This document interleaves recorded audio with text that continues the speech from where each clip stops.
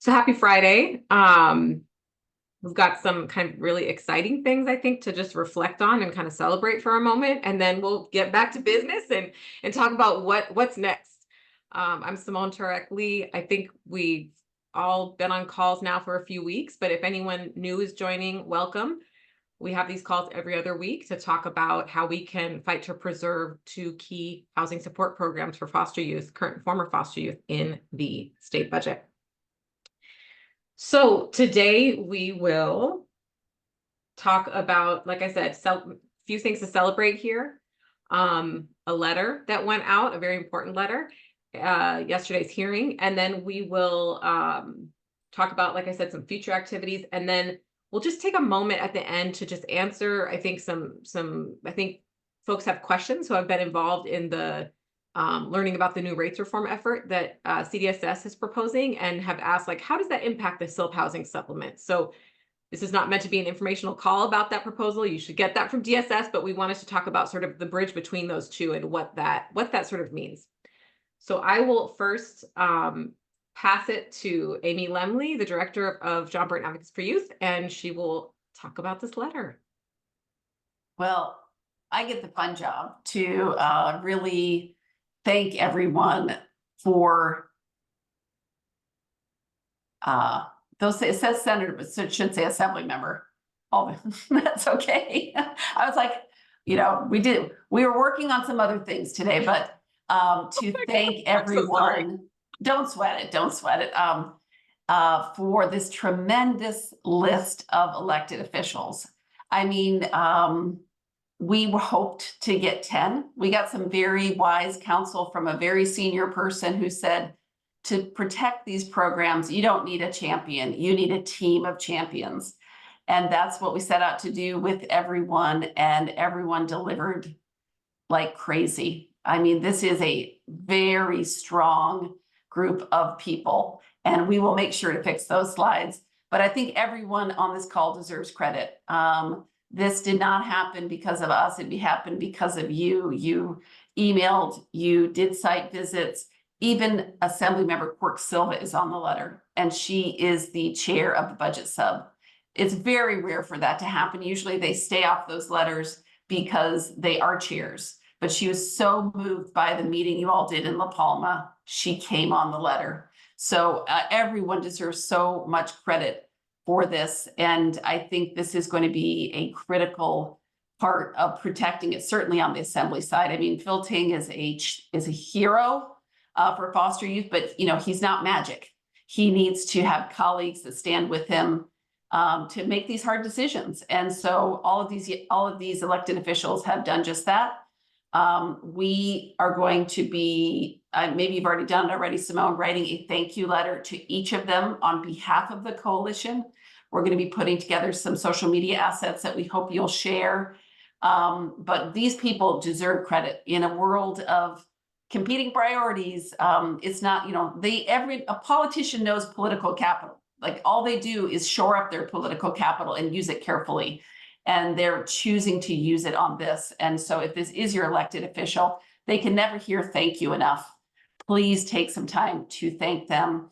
And even if they're not, we're happy to send out all of their contact information. They deserve love and appreciation. And we also want them to be like, this is an issue that pays dividends. Like, these people know I did this. They're watching whether I stand tall as the process goes forward.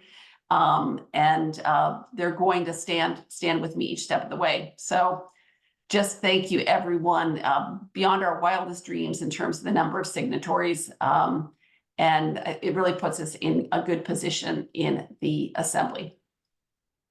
Any questions there, or comments, or anyone?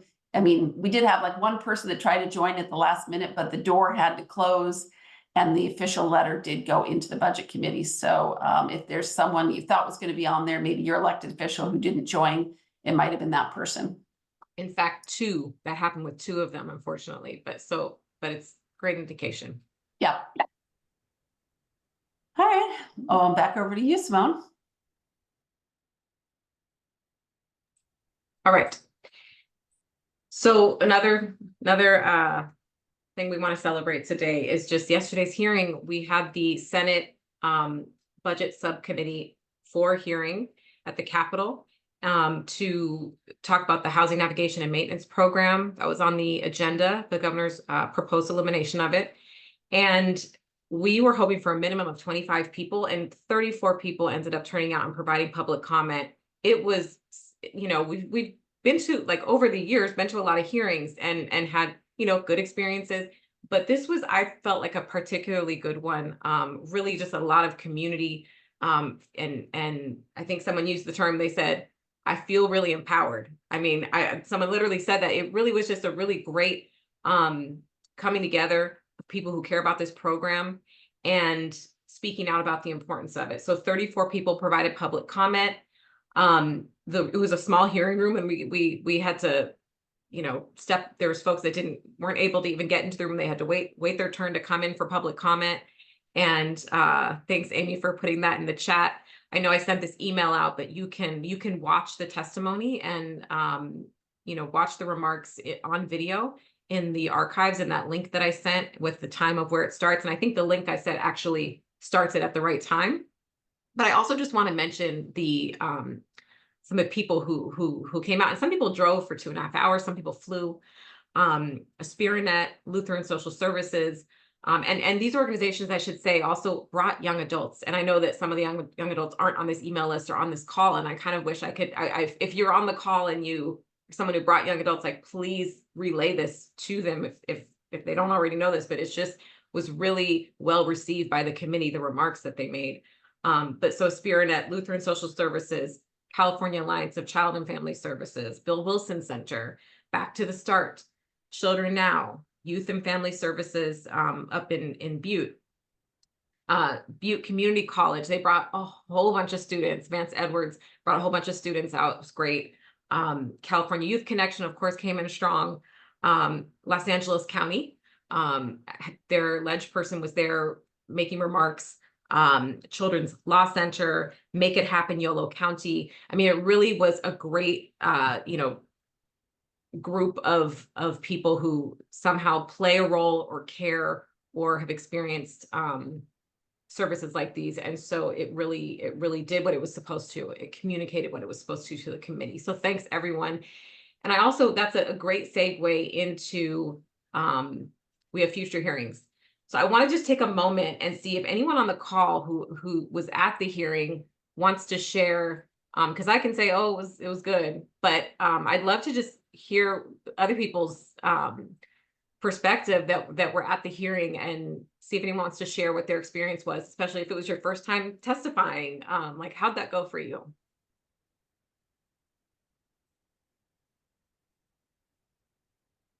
Well, I'll go ahead and take the torch on this one. I was there yesterday. I had a great time. Definitely, it is a little bit nerve-wracking when you're, you know, gearing up to go up there. Always make sure you have your materials ready. If you watch the video, you'll notice I was scrambling because I thought I had it and I did not have it.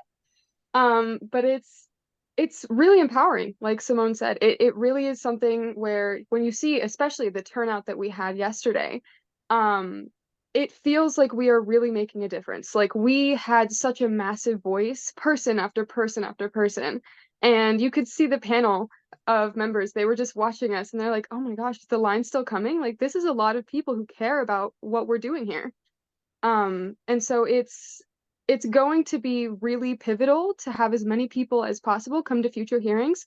If we have turnouts like that at every hearing, we're going to make it. We're going to do this. So definitely, if you're having a little bit of nerves about speaking, don't worry about it. Just being there, saying your name, saying what you're there for, that's all you have to do. If you want to say more, you can, but definitely be there if you can.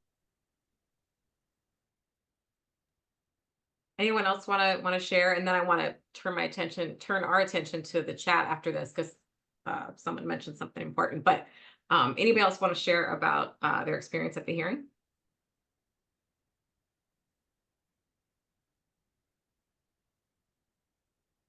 All right, that's more than fine. You don't have to.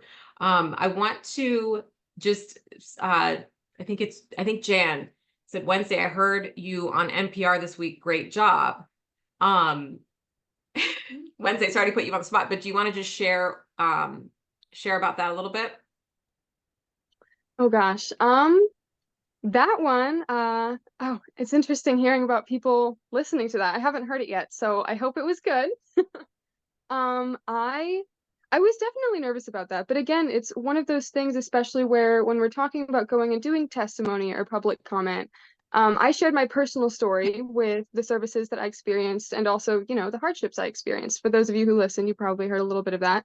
But it's saying these things and like raising awareness to these issues that is, you know, going to further our cause here. If you have an opportunity to do something like that, absolutely, you know, go do as many things as you possibly can to share why this is important. If you have young people that you work with, or also the young people that are on this call right now, do everything you can to be as active, especially if you're in the Sacramento region and it's accessible to you and you have time, please try. For me, I was able to just, you know, do a little radio interview, but that by itself, I feel like will make a difference. People heard it, people listened, and hopefully that means that more people will come to these hearings. So I'll go ahead and let more people talk. But yeah, I found it very fun and very rewarding personally.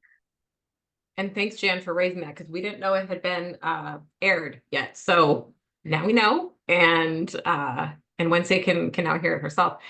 So I want to move us along on our agenda, and just as I mentioned, kind of segue into the hearings coming up. We obviously checked the box on yesterday's hearing, and there's a series of other hearings, but 3 of them are kind of the most important because they're where, again, these issues will be on the agenda. We were on the agenda yesterday in the Senate in terms of housing navigation and maintenance program, and then you can see in the table which program is highlighted for which hearing. And I put another column there for RSVPs just to give people an idea of sort of where we are. I know it's the furthest off one. Sometimes people are still trying to see what's going on with their calendar. But as your calendar shapes up, please do visit, even if you've already visited that link, because we've added that last hearing onto the link now that it's, you know, about a month-ish away, which I can't believe. And we'd love to know if people can attend these. So please do indicate your availability. If it changes, that's okay. We just need to start building to know what our numbers are, and then also know how we can make sure people have the information that they need. So I am now going to turn it to Amy again to talk about shoring up some more Senate support. So we have this great collection of assembly members who are in official and formal, have champions on the assembly side, but it's the Senate and the assembly. And so the process is a little bit different on the assembly side. They're not kind of accepting letters. And so what we do have is a process where we can submit a kind of a worksheet that states, you know, our request, and then we list senators who are champions. So it isn't a letter from the elected official. It is submitted by stakeholders like us, but then we list these senators who are the champions. And so just like you did last time extremely well, we're asking you now to bring your attention to your senator, to ask them to be listed as a champion on this form. And so you see on the slide here, we've got a Google Doc where everyone's senators are listed. And if you would reach out to them, schedule a meeting, loop in Simone, we can be there to support you every step of the way. Whatever you did with the assembly, you did extremely well. So you obviously know what you're doing. Just do it again for the Senate side. You know, again, the great thing is the form makes it clear. Maybe even read the exact language, Simone, because I found that the form kind of makes it clear that it doesn't mean that this is the only thing they can prioritize. It has some really nice language on it that gives your senator kind of cause for, you know, just to understand, like they can champion this, but it doesn't mean they can't champion other things. Can you read that quickly, Simone? I think I have it on the next slide. I'm gonna, okay. Do you want me, maybe we get there? Yeah, that would be great.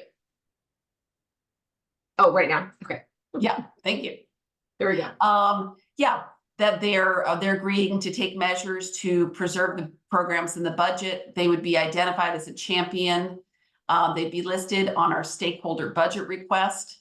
And what we will do with all of you is we will share that stakeholder budget request. It's kind of the equivalent of the letter, because like anyone, they want to know what they're signing up for. They want to know the actual written word. And so we have completed that form. It will be submitted on behalf of our 103 member coalition. People can look how it's written. It's almost identical to what's in the letter, but it's in more of a form format. So yeah, that's kind of where we are now, is really turning our attention to the Senate. We have kind of an internal deadline of April 12th to get, our equivalent. If we have the same proportion of senators as we do assembly members, we would get at least 12.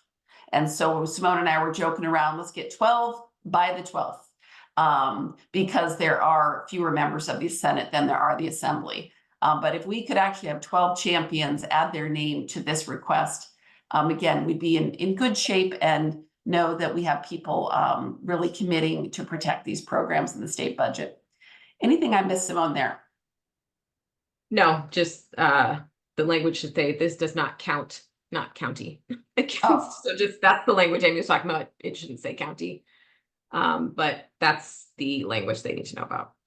We Right. will fix that when we send this to you. Yeah, and again, we're here together every step of the way. This is a team effort. If you want us to be on a call, we can be on a call. If you want us to come to a meeting, we can come to a meeting. And as always, if anyone's having any challenges traveling to a meeting with the senator or for any hearings, please let us know. It's very true empowerment. I mean, it means a lot to me when adults are empowered by this process, but when I hear that young people are empowered, I feel like even if we don't win, which I think we might win, we're still winning because we're participating in a process and we're working together. So I hope that if we can facilitate more young people coming, our organization would be happy to help offset those costs, because we know it is very time consuming. Gas is somehow still over $5 in Oakland. We want to, remove what barriers we can. So Andre asked who's already committed and who should we go after specifically, or all of them? And then Julie had a similar question. So I think there's a couple offices just to mention, but we should go after all of them. But I think, we've had an encouraging meeting with Senator Cortese's staff. So I think, Andre, for you, that's relevant to know. And we're doing a circle back. And then we are continuing conversations with Senator DeRosa, which have been very positive, and doing a circle back with her office. So I think other than that, I don't think there's anything else to maybe highlight in terms of specific senators right now. But yes, all of your local district senators that, everyone on this call, and just anyone you have maybe connections with, even if it's not your district. So we are looking to garner as much support as we can. And sure, Andre, if you want to follow up with Sunshine and Dave, that would be fantastic. It's great for them to hear it from as many people as possible, to know that it's important. Well, and to be, we have a lot to celebrate, but the short answer to the question is we have no one committed on the Senate side. So let's just be clear about that. Hopefully when we have our next call, that'll change, but we are completely flat-footed at this point. And so, and that's a problem because, it's two houses of the legislature. We really need to get out there and we're having these conversations, but to keep having them. And I think to answer Julie's question about it's okay for an office to get multiple requests, I think that's part of what made the Assembly Ask so successful, is that they heard, wow, this isn't just important to one of my constituents or one organization, but this is something this is a sector issue. We're getting information, we're getting requests from multiple people kind of in this sector that care about this. And it shows the support. So, and thank you, Julie, because I'd say Julie did a lot of work to get some of those assemblies on the letter. So thank you. I'm going to say a special thank you to you. But yes, I think it's absolutely okay and great for them to get multiple requests. All right. So we're going to shift gears here. I want to just again say, this is not a call where we're providing, we're trying to share, teach everyone about DSS's rates proposal. That we still have lots of questions ourselves, and they're going to hold work groups to answer a lot of people's questions. We just know that people are asking, how does this relate to the SILP housing supplement? Because it has to do with the monthly, foster care rates. So it's kind of like, here's what we know, here's how we know it relates to the SILP housing supplement, and then what does that mean for us? So the very quick overview is the Department of Social Services was required to reform foster care rates by 2025. So they now have trailer bill language, proposed trailer bill language that would go into effect later this year, in whatever format it ends in. And it explains how these rates will change. They've indicated sort of that the rates, the changes are really based on the needs of the child versus kind of which placement you're in. That's sort of the what's at the heart of these desired changes. What it does practically is it places children and youth into tiers based on how they score on the Integrated Practice Child and Adolescent Needs and Strengths, or the IPCANs, that I know a lot of people might be familiar with, some may not. And then each tier will have kind of the foster care rate, their care and supervision rate assigned to them. So that's kind of a basic, a rate that everyone will have, that sort of foster care rate. Then on top of that, some children and youth will be eligible for additional funding, depending on their tier. Another thing to know, the trailer bill language pushes that 2025 date out to 2028. So we're looking at these changes to go into effect by 2028. So what does this look like for youth and SILPs? Youth and SILPs will automatically, in terms of what the language is now, will automatically qualify for tier 1 only. So there are tiers 2, 3, and then 3+ as well, but youth and SILPs will be categorically kind of placed in tier 1. What that means is that youth and SILPs will receive the care and supervision rate for tier 1, which is $1,788. Okay, so clearly that's up from the current SILP rate of $1,206. That's a good thing. Youth and SILPs may qualify for one of 3 other types of funding. What they qualify for is this thing called strength building and maintenance. We've been told it's kind of, to be used for extracurricular activities, education and skill building support, mentoring, engagement of family and community. And they can access this, they can access $500 a month additional for these activities, and it's managed by a financial management coordinator. This is where I think I have the most questions, and I'm looking forward to the working groups to kind of better understand what this means. The other 2 kind of pots of money, youth and SILPs wouldn't be eligible for. So I'm not going to go into those because, again, we're not the experts on this. This is DSS's proposal. And if you have questions, we really encourage you to participate in the working groups. And so sort of what we know and what we don't know. And I know there's a lot of info on this slide. Again, questions remain for us regarding the strengths building funds. To us, it's unclear how accessible the strengths building funding would be. How many youth would qualify that are in SILPs? How would they receive it? How may it be used? Like, can you use it to pay for housing? Like, those are a lot of the questions that we have.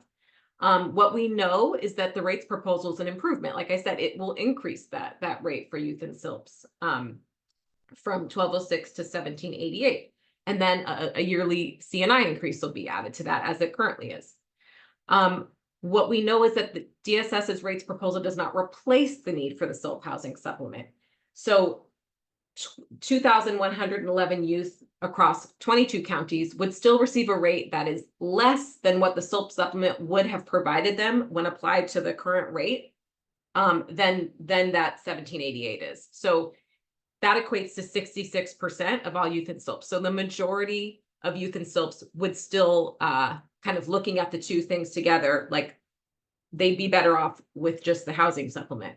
But this rates proposal is moving forward. So what does that mean? So the 4th bullet, when applied together, so that new rate plus the SILP housing supplement using the current methodology in law for the SILP housing supplement, youth in SILPs will fare better.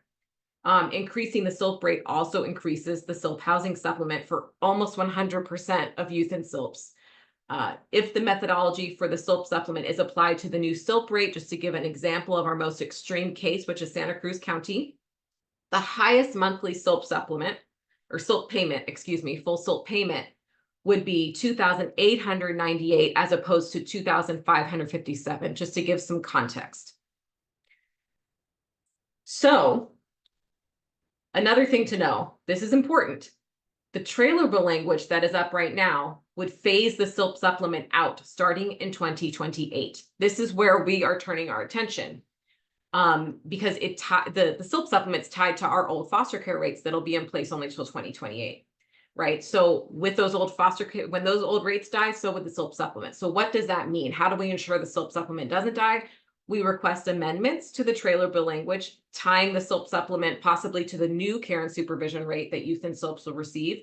And then on the budget side, we continue to fight to preserve the funding, as we already are, for the SILP housing supplement in the state budget. And just some good news here is that this new increased rate actually makes the SILP supplement less costly, which is a good thing for everyone, because it's less likely to be disregarded, because of cost. So that's kind of it in a nutshell. I know this probably leaves people with a lot of questions, but again, if you want to know more about DSS's proposal moving forward, because there's way more in there. This is youth and SILPs are a teeny part of this. This is really about youth and families, minors. Like, if you work in the foster care system, if you are a foster youth or a former foster youth that wants to know more about this, you should join the work groups that DSS is putting on. And so what I'll do in my follow-up email is forward that information so that if you want to get involved in this, you can.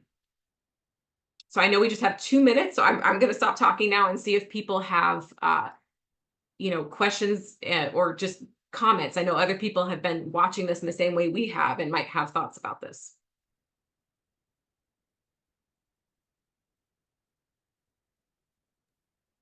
Well, I think one thing, Simone, I'd just like to say is that people to have a meeting don't need to be able to explain this. The SILP supplement is state law.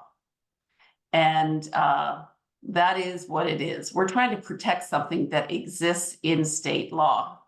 And this rate proposal is just a proposal. It is not state law. So it is a moving ship that we're all going to be learning about. But having your meetings with your senators, you do not need to go into what Simone just described. I guess that's what I'd want to know if I were on the call. Thank you. That's a good point.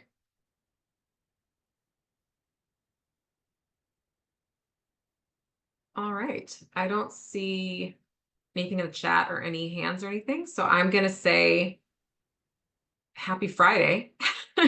And I hope everyone has a fantastic weekend. This is, like we say about a lot of things, right? This is an evolving conversation. We can talk more about this in the future. And this will, like Amy said, this is moving. This is a moving process, whatever that right word is, it's a moving process. So we will keep everyone updated as things change, as things shift, and as if our approach shifts at all, we'll keep everyone updated. Oh, Derek, you had something to say. Yes, just pretty quickly. So Simone, are you going to put this in a template like the same way that you did the others? When you say this, do you mean the PowerPoint? Yes. Yes. Oh yeah. So I'll send this out to everyone with the recording as well. I'll fix the typos. Sorry, we've been running around doing different things and clearly weren't paying close attention when we did the PowerPoint. But we'll get that out to everyone corrected, and all the other information I mentioned, like about the rates proposal. Cool. Simone, I have a quick question too. The Van Nuys visit on the 22nd, is that still something you want us to do? Yes, why don't I follow up with you after the call on that one? Okay. All right. Thanks, Mara. Thanks, everyone. All right. Thank you. Thank you.